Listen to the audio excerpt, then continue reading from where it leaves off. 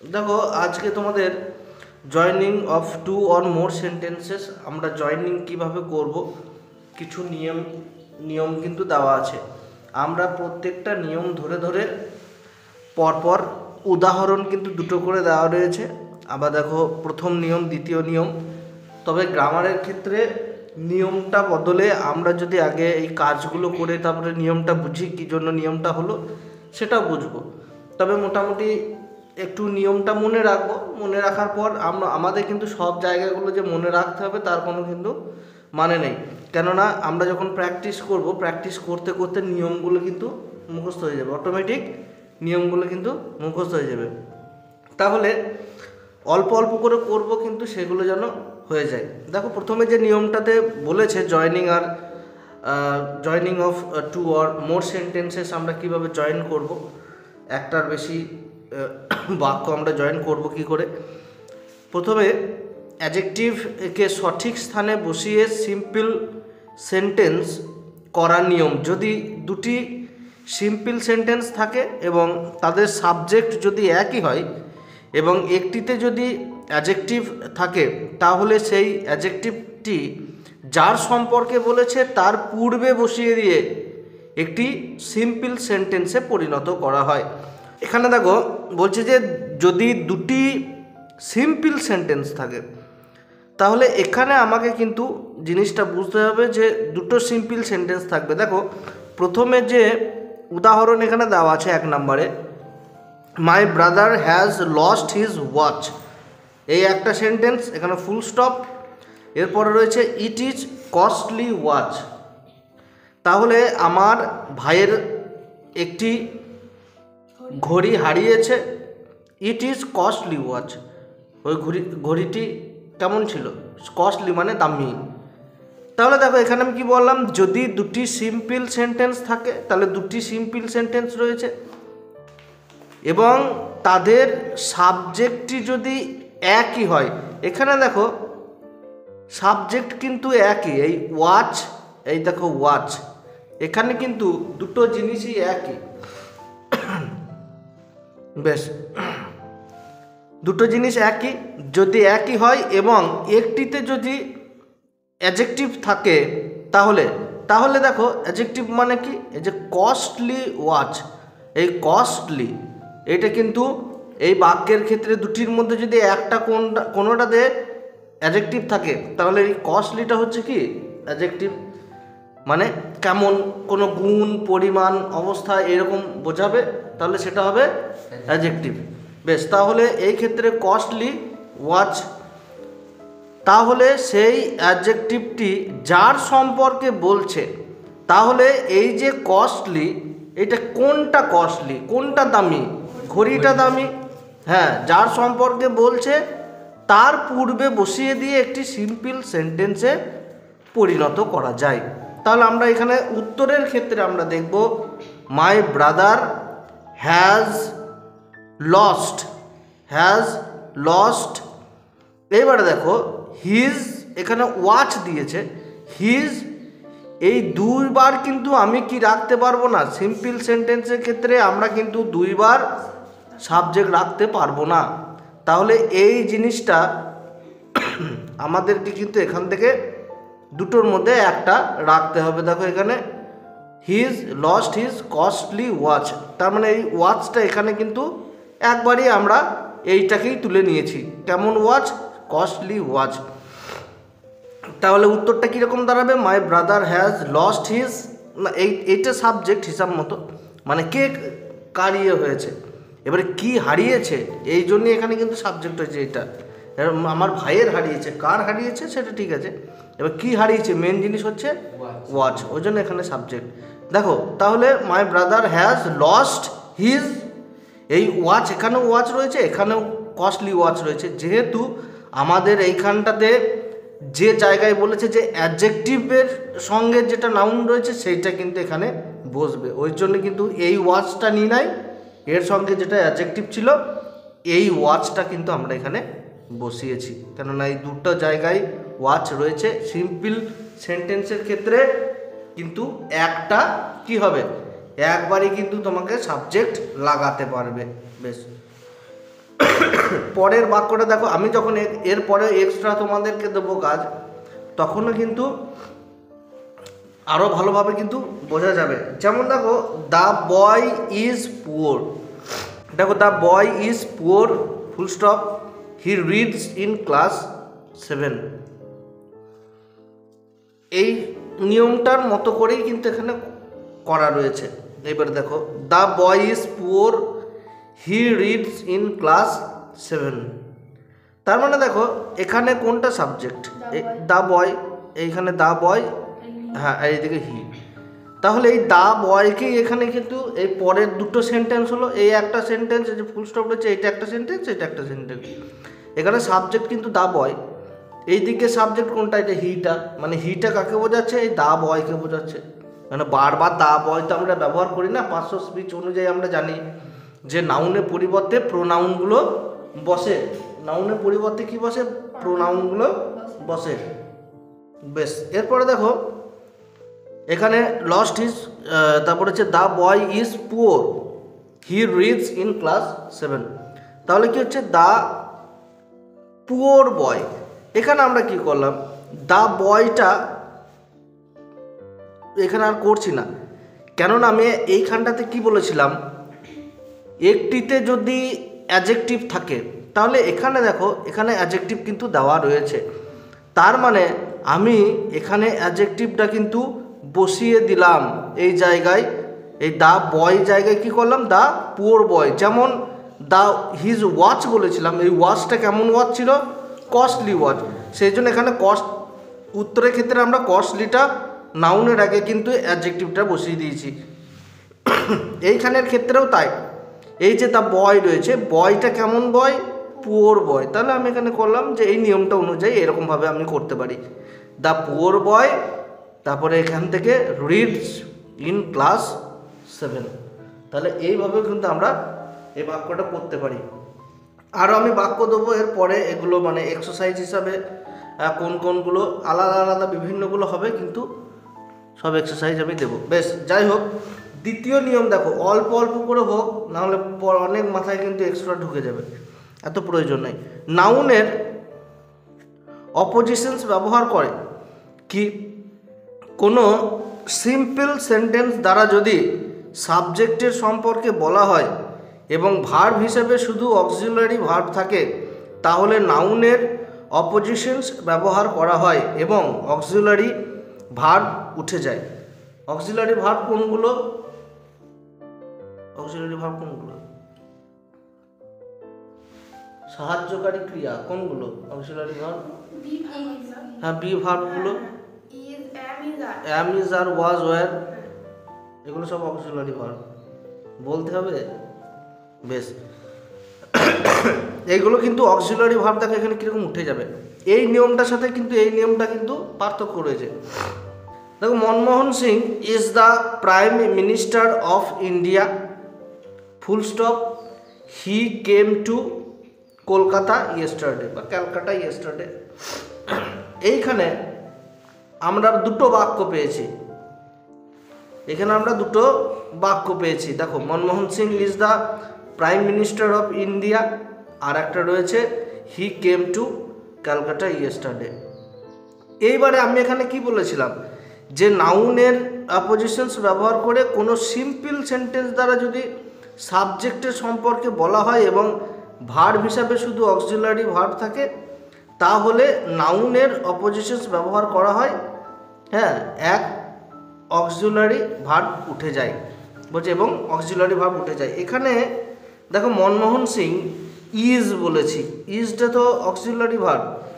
উত্তর করার ক্ষেত্রে দেখো, উত্তর করার ক্ষেত্রে দেখো মনমোহন সিং, এইখানে আমি একটা কমা ইউজ করেছি, এখানে একটা কমা ইউজ করেছি, এই যে জায়গায় অক্সিলারি ভার্ব, এই অক্সিলারি ভার্ব কিন্তু এখানে উঠে গিয়েছে। এর পরিবর্তে কী করেছি, এখানে একটা কমা দিয়েছি, তারপর দিয়েছি the prime minister of India, এই তো the prime minister of India, আবার কমা দিয়েছি। আর আমরা বলেছি একের অধিক কিন্তু এখানে সাবজেক্ট হবে না, এই হিটা এখানে হবে না, তারপরে যা আছে তাই কিন্তু কেম টু ক্যালকাটা ইয়েস্টারডে, যা আছে সেটাই কিন্তু বসিয়ে দিয়েছি। তাহলে মনমোহন সিং এই ইজটা কিন্তু এখানে অক্সিলারি ভার্ব হবে না, আমরা এই নিয়ম অনুযায়ী the prime minister of India হলো, আবার কমা দিলাম। এখানে যেহেতু দুবার কিন্তু এই যে মনমোহন সিংকেই হি বোঝাচ্ছে, সেহেতু কিন্তু আমরা দুবার ব্যবহার করতে পারবো না। তাহলে হি কেম টু ক্যালকাটা ইয়েস্টারডে, তাহলে এই জায়গাতে কিন্তু সেম দেখো কমা দিয়ে আমরা হিটাকে এখান থেকে সরিয়ে দিলাম, নিয়ে কেম টু ক্যালকাটা ইয়েস্টারডে যা ছিল বসিয়ে দিলাম। পরেরটাও দেখো একই রকমই হবে। Rabindranath is the greatest poet, একটা বাক্য হলো। হি ওয়াজ বেঙ্গলি, তাহলে এখানে দেখো রবীন্দ্রনাথ এই ইজটা কিন্তু চলে গেল, তার বদলে আমরা কমা এখানে একটা ইউজ করলাম। দ্য গ্রেটেস্ট পোয়েট বসে গেল, দ্য গ্রেটেস্ট পোয়েট, এখানে ফুল স্টপের জায়গায় কমা করে দিলাম। আর এখানে দেখো হি, আগেরটা যেমন এখানে হি ছিল, এই যে হি ছিল, এই হিটাকেও এখানে কিন্তু পরিবর্তন করে শুধুমাত্র তার পরবর্তীকালে যে ভার্বটা রয়েছে, যে হি ওয়াজ আ বেঙ্গলি, তাহলে এখানে শুধুমাত্র কমা হয়ে গেল, হিটা থাকলো না, ওয়াজ আ বেঙ্গলি। এইভাবেই কিন্তু আমাদেরকে করতে হবে। তাহলে দুটো নিয়ম আজকে আপাতত হলো, এরপরের অনেকগুলো নিয়ম আছে, পরপর করতে হবে। আমি এক্সারসাইজগুলো দিচ্ছি, তোমরা করবে। এরপরে যে এক্সারসাইজগুলো দেওয়া রয়েছে, না আর একটা এখানে দেওয়া রয়েছে, যেমন Benaras is a city of temple, তাহলে বেনারস হচ্ছে মন্দিরের নগর বলতে পারি। ইট স্ট্যান্ড অন দ্য, আচ্ছা গঙ্গা, ঠিক আছে। তাহলে এটা স্থাপিত কোথাও গঙ্গা নদীর তীরে আর কি, বা এটা গঙ্গা নদীর তীরে রয়েছে বেনারস, আমরা জানি। এখানে দেখো বেনারস আর ইট দুটো কিন্তু একই সাবজেক্ট বুঝিয়েছে, এই বেনারসটাকে ইট বলেছে। এবার আমরা সেরকম দেখব যে বেনারস, এরপরে আমরা এই সূত্র অনুযায়ী এই ইজটা কিন্তু থাকবে না। দেখো এখানে বেনারস, এরপরে দেখো কমা ইউজ হয়েছে, আ সিটি অফ টেম্পল করে দিলে, তারপরে কমা ইউজ করলে ইটটা কিন্তু ওই, যেহেতু আমি বললাম যে দুবার কি হবে না, দুবার কিন্তু সাবজেক্ট বসবে না। সিম্পল সেন্টেন্সের ক্ষেত্রে কিন্তু দুবার আমাদের সাবজেক্ট বসবে না, এটা মাথায় রাখবে। সিম্পল সেন্টেন্সের ক্ষেত্রে দুইবার কি বসবে না, সাবজেক্ট বসছে না। তাহলে ইট স্ট্যান্ডের জায়গায় কমা এখানে হলো, ইটটা চলে গেল, তারপরে যা আছে তাই বসে যাবে, স্ট্যান্ডস অন দ্য, ঠিক আছে, গঙ্গা, বাস হয়ে গেল। বেশ, আমরা একটু বলে দিই তৃতীয় নিয়মটা ছোট করে। দুটি বাক্যের একটি যদি ইনডিফিনাইট টেন্স থাকে, আচ্ছা ইনডিফিনাইটে থাকে, এবং অপরটি যদি কন্টিনিউয়াস টেন্সে থাকে, তাহলে প্রেজেন্ট পার্টিসিপল ব্যবহার করে একটি সিম্পল সেন্টেন্সে পরিণত করতে হবে। তাহলে কি কি থাকবে ভালো করে জিনিস দুটো মনে রাখবে। একটা যদি ইনডিফিনাইট টেন্সে থাকে, প্রেজেন্ট ইনডিফিনাইট, পাস্ট ইনডিফিনাইট আর ফিউচার ইনডিফিনাইট, মানে সিম্পল টেন্সে বলছি, ইনডিফিনাইট টেন্সে থাকে, এবং অপরটি যদি কন্টিনিউয়াস টেন্সে থাকে। একটা সিম্পল সেন্টেন্সে রয়েছে যেমন আমি খাই, আর কন্টিনিউয়াস টেন্সে কি আমি খাচ্ছি, কন্টিনিউয়াস। তাহলে টেন্সে থাকে, তাহলে প্রেজেন্ট পার্টিসিপল ব্যবহার করে, আচ্ছা প্রেজেন্ট পার্টিসিপল কোনটা, প্রেজেন্ট পার্টিসিপল কোনটা, আচ্ছা প্রথমেরটা কি হয়, V1, তারপর V2, V3, V4, V5। এবারে ধরো আমি বলি V1টা ধরো পাস্ট ফর্ম, তো যেমন গো, এটা present form, present go went, তাহলে গোয়ের পাস্ট ফর্ম কি ওয়েন্ট, আর গান GON গান, এটা থার্ড ফর্ম হলো গান। তাহলে এটা কি, এটা প্রেজেন্ট, এটা পাস্ট, এইটা পাস্ট পার্টিসিপল, কিন্তু এখানে বলেছে প্রেজেন্ট পার্টিসিপল। প্রেজেন্ট পার্টিসিপল কোনটা, এই হয়তো V4 হবে, নাহলে V5 হবে। এবার তুমি V4ই তুমি করে দিতে পারো যে গোজ, V4 করে দিলে গোজ, S বা ES ফর্ম, এটা S বা ES ফর্ম, আর V5টা তুমি প্রেজেন্ট পার্টিসিপল করে দিলে কি হলো, গোয়িং। তাহলে প্রেজেন্ট পার্টিসিপল কি হবে, ING ফর্ম, কি ফর্ম, ING ফর্ম, মানে মূল ভার্ব হবে, সে মূল ভার্বের সঙ্গে ING লাগবে। তাহলে এইটাকে কি বলা হচ্ছে, এটাকে কি বলা হচ্ছে, এটাকে বলা হচ্ছে প্রেজেন্ট পার্টিসিপল। আর পাস্ট পার্টিসিপল কোনটা, এই যে গান, ঠিক আছে। থার্ড ফর্মটা হচ্ছে পাস্ট পার্টিসিপল, আর প্রেজেন্ট পার্টিসিপল কোনটা, ভার্বের সঙ্গে আইএনজি লাগবে, আর এস বা ইএস যোগ হয় V4। তুমি এইটাকে V4ও করতে পারো, এইটাকে V5ও করতে পারো, এটা কোনো ব্যাপার নেই, বেশ। কিন্তু এই তিনটে কিন্তু ফিক্সড, V1 V2 V3 এই অবধি কিন্তু ঠিক। Present, past, past participle. এবার তুমি এস বা ইএস ফর্মটাও আগে লিখতে পারো, বা এই তোমার প্রেজেন্ট পার্টিসিপলটাও তারা এইখানে লিখতে পারো, অসুবিধা নেই। এবার দেখো উদাহরণ হিসাবে দেওয়া রয়েছে, প্রথমে বাক্যে কি দেওয়া রয়েছে, প্রথম বাক্যে দেওয়া রয়েছে I saw the girl, the girl was dancing. এইবারে এখানে কি জয়নিং যখন দেবে তাতে সিম্পল সেন্টেন্সই করো আর কমপ্লেক্স সেন্টেন্সই করো, আর তুমি কম্পাউন্ডই করো। তোমাকে বাক্য কিন্তু দুটো দেবে, হ্যাঁ তোমাকে দুটো বাক্য দেবে, করতে হবে একটাতে। এইবারে কি তুমি সিম্পলের ক্ষেত্রে আমরা কিন্তু দুটো জায়গায় সাবজেক্ট রাখতে পারবো না, দুটো সাবজেক্ট কিন্তু হবে না, বুঝতে পেরেছিস? হ্যাঁ, দুটো সাবজেক্ট আমরা করতে পারবো না। যেমন আই স দ্য গার্ল, কিন্তু এইখানটার ক্ষেত্রে কি হয়েছে, এখানে প্রেজেন্ট পার্টিসিপেলে ব্যবহার করে একটি সিম্পল সেন্টেন্সে পরিণত করতে পারবো। আইএনজি লাগিয়ে আমরা কিন্তু এইটাতে কি করতে পারবো, সিম্পল সেন্টেন্স। দেখো তিন রকম নিয়মে আমরা কিন্তু করতে পারছি, একটা বাক্য কি আমরা 3 রকম করতে পারবো। এবার এখানে বাক্যটা কীরকম দিয়েছে, I saw the girl was dancing. এইবারে তোমাকে কিন্তু মাথায় রাখতে হবে প্রথমেরটা কি, যখন দেখলে আই স দ্য গার্ল, এইটা হচ্ছে কি স বলেছে, এটা পাস্ট টেন্স, এটা কি সিম্পল পাস্ট। এই যে বাক্যটা এটা হচ্ছে যদি সিম্পল পাস্ট, ভালো করে মন দিয়ে শুনবে, তাহলে আই স দ্য গার্ল এটা হচ্ছে সিম্পল পাস্ট। তারপরেরটা দেখো দ্য গার্ল ওয়াজ ড্যান্সিং, এটা পাস্ট কন্টিনিউয়াস। আমি সূত্র অনুযায়ী তা বলিয়ে দিয়েছি যে এখানে যদি মাত্র তোমার ইনডিফিনাইট টেন্স থাকে, মানে তোমার ইনডিফিনাইট টেন্স এবং কন্টিনিউয়াস টেন্স যদি থাকে, তাহলে এটা ইনডিফিনাইট টেন্স, পাস্ট ইনডিফিনাইট, আর এটা কিন্তু পাস্ট কন্টিনিউয়াস। দুটো যদি থাকে তাহলে আমরা সিম্পল কি করে করব, আইএনজি লাগিয়ে করব। কীরকম হচ্ছে দেখো, তাহলে আই স দ্য গার্ল, একদম যা আছে প্রথম লাইনটা লিখে দিলাম, আই স দ্য গার্ল। এইবার আমি বলেছি যে দুবার এই গার্ল লিখবো না, এইটাও লিখবো না, তাহলে দ্য গার্ল ওয়াজ এই অবধি আমাদের লেখা প্রয়োজন হবে না, যেটা ড্যান্সিং ছিল সেই ড্যান্সিংটা শুধুমাত্র আমরা লাগিয়ে দিলাম। তাহলে উত্তরটা আমরা কি করে দেবো, I saw the girl dancing. আবার তুমি এইটাকে এইখানেও ভরে দিতে পারো, তাহলে I saw the dancing girl. আমি আগেরটাতেই বলেছিলাম কি হবে, I saw the dancing girl, এখানটাতে কি বললাম আমি, এখানে বললাম না যে এইটাতে ক্ষেত্রে আমি বললাম দেখো এই যে কস্টলি ওয়াচ অ্যাডজেক্টিভ, হ্যাঁ, তা যেমন ওয়াচ কস্টলি হচ্ছে, ওয়াচ যে ওয়াচটা সেটা তো কস্টলি, যেমন কস্টলি ওয়াচ সেরকম ড্যান্সিং গার্ল। কিন্তু এখানে একটা সমস্যা রয়েছে, আইএনজি বসে গিয়েছে, বুঝতে পেরেছ? আইএনজি কিন্তু এখানটাতে বসেছে।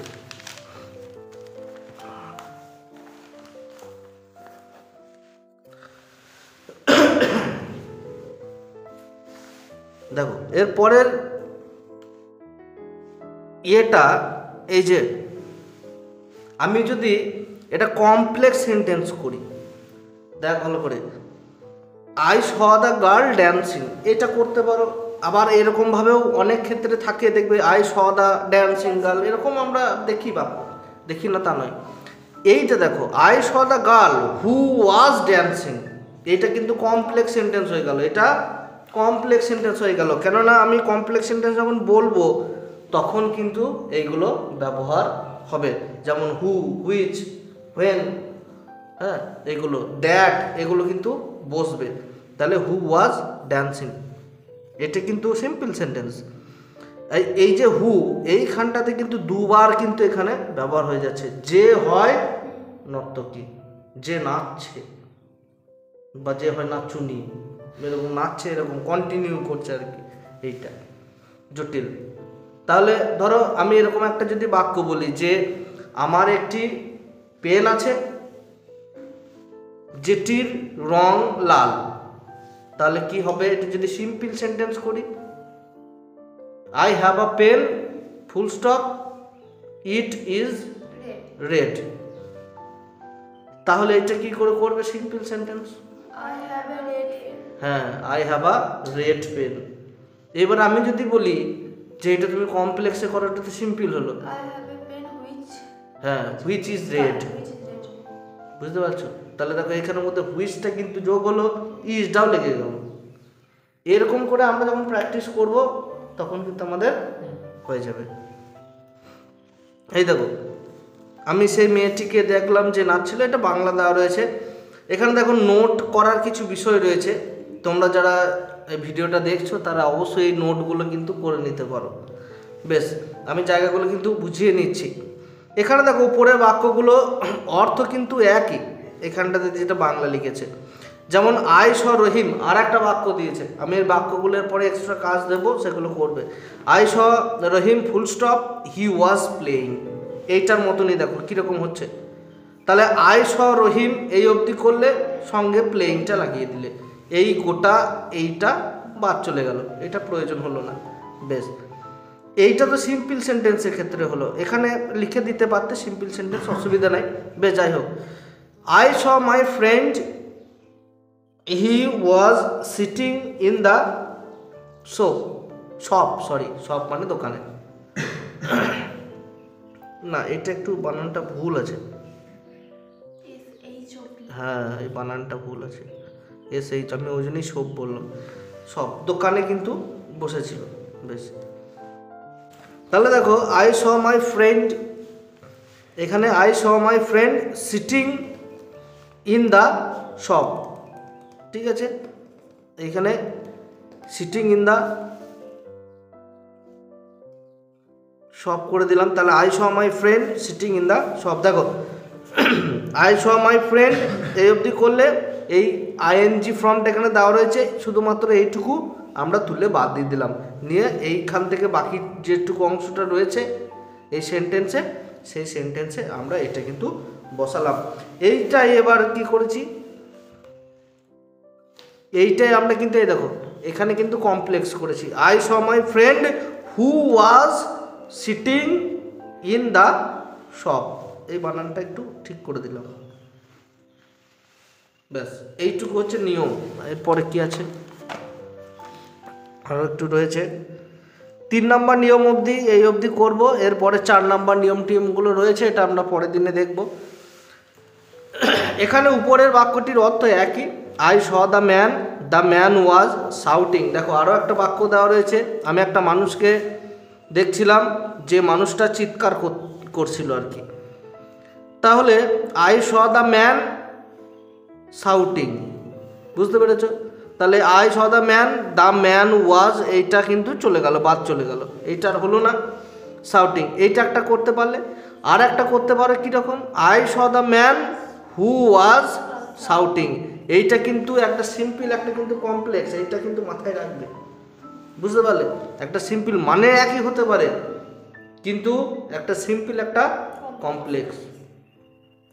এবারে এইটাই কিন্তু কম্পাউন্ড করা যায়। এবার সব বাক্যগুলোই যে সিম্পল হবে বা সব বাক্যগুলোই যে একই বাক্যই যে কমপ্লেক্স হবে তা কিন্তু নয়, বাক্যর গঠনটাও সিম্পল, কমপ্লেক্স, কম্পাউন্ড করার মতো থাকতে হবে, তবে তো কমপ্লেক্স হবে।